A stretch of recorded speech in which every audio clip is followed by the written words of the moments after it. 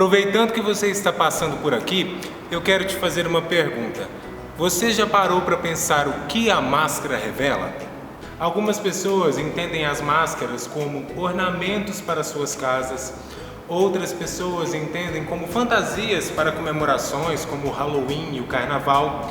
Outras pessoas entendem como algo que serve para nos esconder, nos disfarçar em determinados lugares ou situações. Porém, vamos falar um pouquinho da ideia de máscara dentro do contexto teatral, ou seja, nesse caso, pensando a máscara não como algo que esconde, mas como algo que revela.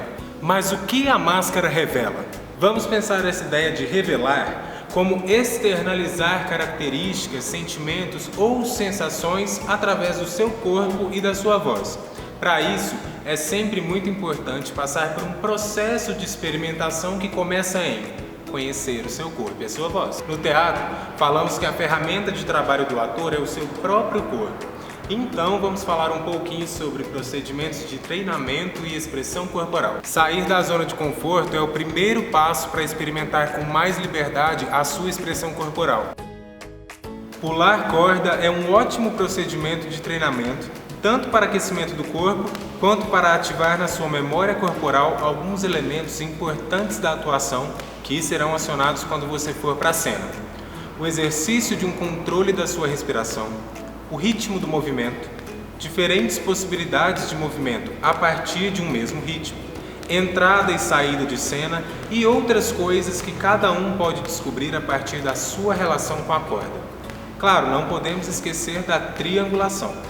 A triangulação é um recurso muito importante no teatro com as máscaras, porque é utilizada para dar foco a determinado elemento cênico ou personagem.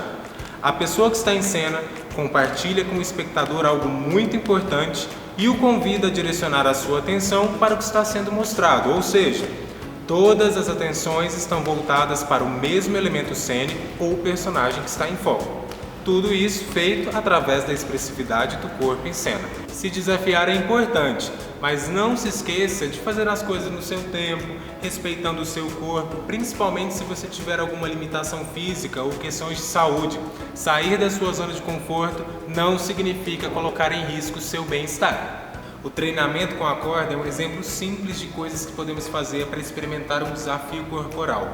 É importante a gente se desafiar para tentar se libertar de alguns vícios de movimento e colocar o corpo em estado de jogo. Existem muitas possibilidades de experimentação com máscaras e essa é uma linguagem que no teatro passou e passa por diversas transformações ao longo do tempo, assim como o próprio teatro. Mas uma coisa muito interessante de se observar são as máscaras que fazem parte do nosso cotidiano. Eu vou deixar um convite para vocês.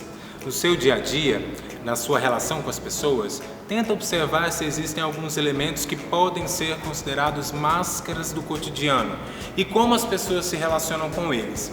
Por exemplo, um óculos de sol acaba se tornando mais que uma característica estética de alguém, porque aquele objeto, na relação com o corpo, estimula gestos, movimentos e ações que expressam características muito específicas, seja na maneira como movimenta a cabeça, os cabelos, direciona seu olhar para as coisas, seja na maneira como seu corpo age e reage na ação de tomar sol.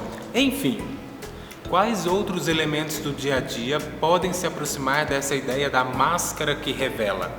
Acho que esse é um bom passo para começar a descobrir o que a máscara representa para você e quais outros elementos dessa linguagem teatral estavam o tempo todo ao seu redor, mas você não percebeu.